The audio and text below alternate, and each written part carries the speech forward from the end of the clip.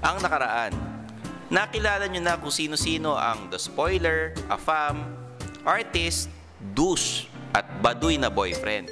At dahil biniti namin kayo, eto na ang part 2. Malalaman nyo na kung sino ang mga pasok sa aming listahan.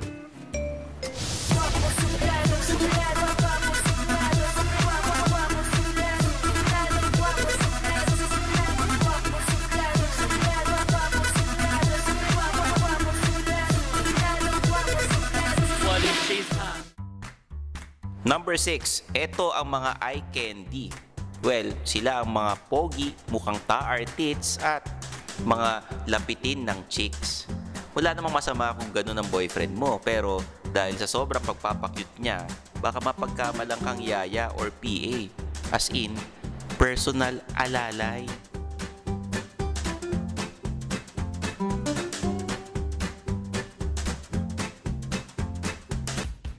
Pasok rin sa listahan ng mga bad boy. Well, nakakilig ang mga ganitong klaseng boyfriend. Isipin mo na lang, para silang si Robin Padilla. Kaso, dahil sa ugali niya, madalas kayong napapaaway at nasasangkot sa mga gulo. Ang mga metrosexuals naman ay malinis, mabango, pero vanidoso. Ang problema, baka naman pagtagal-tagal ay maging mas maganda na siya kaysa sa'yo. Okay na ba yung flash mo? Gusto mo dagdagan? Sige. Ang mga domesticated boyfriends naman ay parang mga sunod-sunuran.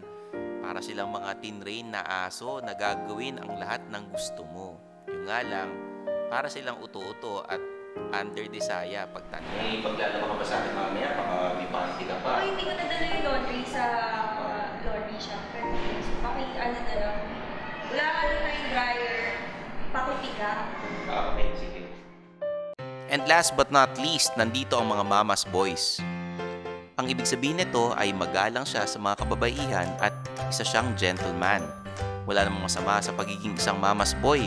Yun nga lang, dahil mas malapit siya sa kanyang nanay, baka mas unahin niya ang kanyang nanay kaysa sa relasyon nyo. Alam mo na, blood is thicker than H2O.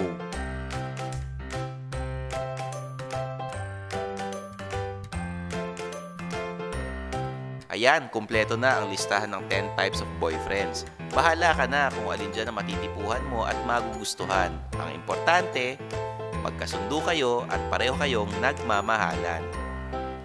Pero atin-atin lang to ha. Wala pa ring tatalo sa boyfriend na may sense of humor at suplado. I'm Stanley Chi and this is Suplado in the City.